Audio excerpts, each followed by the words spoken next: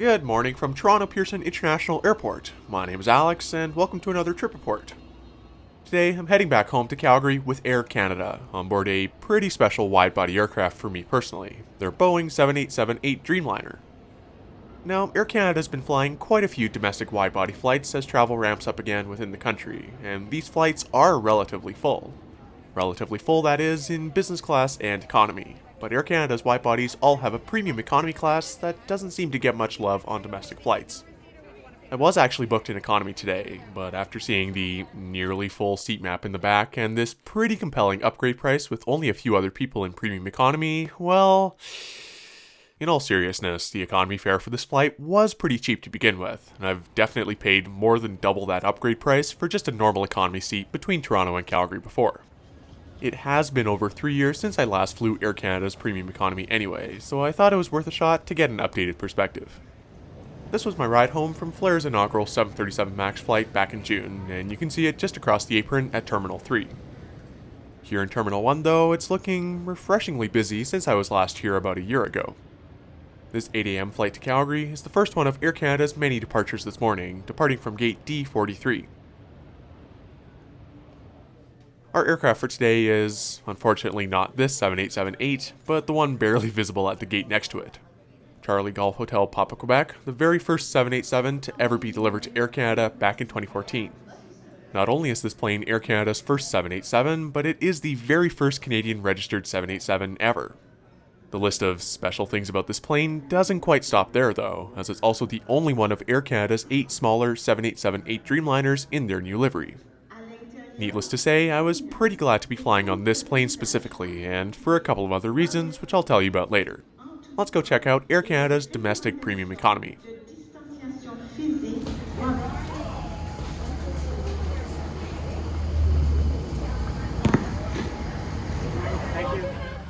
Interestingly, today we boarded from door L1, which gave us a brief look at Air Canada's 787-8 business class. Here, there are 20 lie-flat seats with 5 rows in AC's typical 1-2-1 configuration. One important thing to note if you're anything like me though, is that row 5's window seats just don't have any windows. Past the second set of entry doors where you'd normally board is Air Canada's premium economy, and I'm sitting in 14K, the last of 3 rows in the smaller cabin. In total, there are 21 seats in a 2-3-2 configuration, and as expected, there's more than enough legroom for yours truly. Along with that, I had a ton of space thanks to the free seat next to me, and there's also this pretty decent wing and engine view, though not as good as it would be further up. So far, that upgrade price was worth it for all of the extra space alone. Economy was pretty full on this one, and I had a normal seat in the back without extra legroom, so I don't regret the splurge. Speaking of economy, AC's 787-8s have 214 seats in the typical 3-3-3 configuration you normally find on the 787. As seems to be the trend in AC's cabins these days, the first row of economy is separated from premium economy by this semi-solid bulkhead. Shortly after getting settled, the cabin crew came around with a bottle of water, some headphones, and this slimmer version of Air Canada's Clean Care kit. Before pushing back, I realized the 787 next to us was actually the very first one I ever flew on, from Vancouver to Tokyo back in 2015. Even better, the one I'm currently sitting on was my ride back from Tokyo that year, so kind of a fun coincidence. Soon enough, Air Canada's new safety video played as we pushed back, along with a well-placed mask reminder for those less agreeable passengers. Here's our departure from Toronto, off of runway 06 right.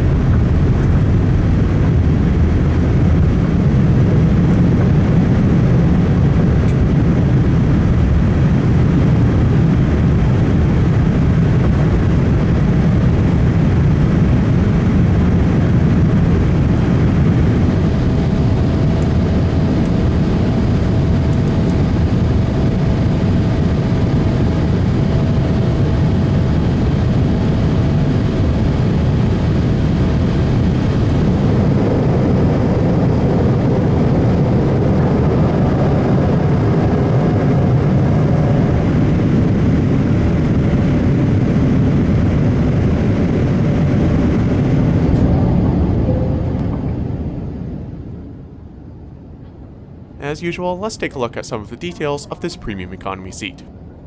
In the seat back pocket is the usual safety card and air sickness bag. The seats themselves are all fairly wide and have this small shelf on the armrests between seats, plus what I think is some storage space for really small loose items, and of course the tray table.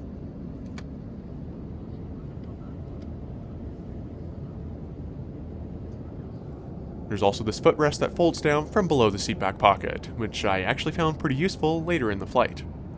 There's also a power outlet for each seat, a remote for the in-flight entertainment, and a coat hook on the seat back.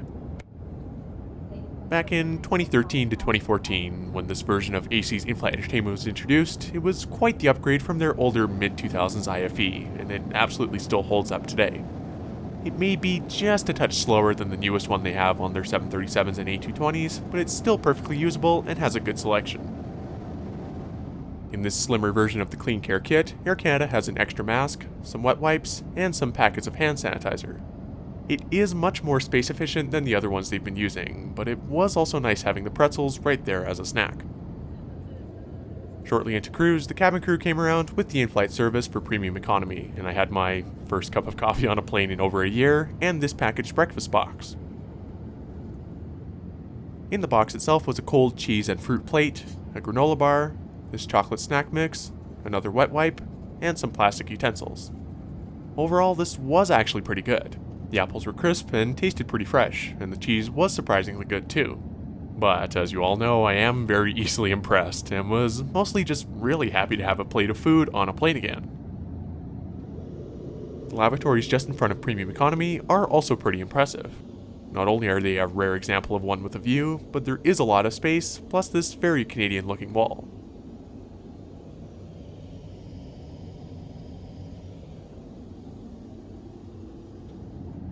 Now, not only is this Canada's first 787, but unsurprisingly, it was also the very first 787 to visit my hometown of Calgary. Back in summer 2014, Air Canada was just introducing the aircraft to the fleet. In doing so, they conducted a couple touch and goes between Calgary and Edmonton for pilot training purposes. Right around the same time, Calgary Airport was opening its new runway, and they somehow convinced Air Canada to show off the Dreamliner at an event that they were holding for the occasion. Thanks to some wonderful Air Canada people there that day, I actually got to go inside, and that was pretty mind-blowing for young Alex, so this particular 787 will always be pretty special for me. That said, that was 7 years ago now, and you do see some wear and tear throughout the cabin. However, it's still the same quiet Dreamliner experience. It's just kinda weird to think of them as anything but brand new airplanes. Considering my inbound flight arrived into Toronto around 11 p.m. the previous night, and that this flight departed at 8 a.m., I had a pretty short sleep that night, so I basically just passed out for the rest of the flight, and woke up on the descent. So here's our arrival into Calgary, landing, quite fittingly, on runway 35 right.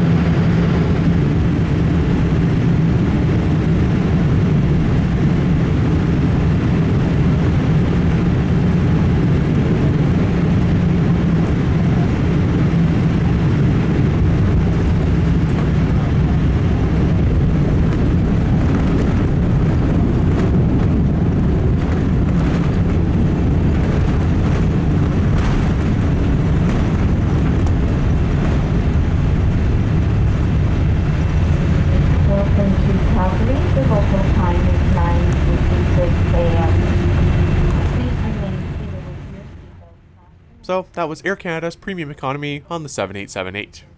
First things first, I really like that Air Canada's app now lets you see the entire seat map when you're looking at a flight. It's really helpful if you're looking for a specific seat, or you're just curious how full a certain cabin might be. Now, was the upgrade worth it? well, even if I didn't have the free seat beside me, premium economy gives you a lot more space, not to mention that complimentary meal. The crew did also come around plenty of times offering refills on coffee and extra drinks. I have seen premium economy upgrade prices upwards of $300 on this route before, so if this was meant to entice people, well, it worked. Domestically speaking, premium economy is just in a bit of an odd spot. You've got those travelers who just want the lowest fare in economy, and then those travelers in business who will get lounge access, the lie flat seats, and so on. Premium economy does get you more personal space, but it doesn't quite get you lounge access or, of course, the almighty pod. For what it was on this flight though, I really enjoyed it, and if you happen to find a similar upgrade price on a longer flight like this, I think it's worth acting on.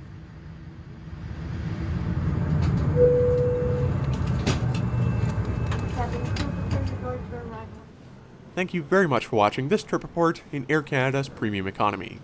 Domestic wide-body flights are always fun to film, so take care, and I will see you in the next one.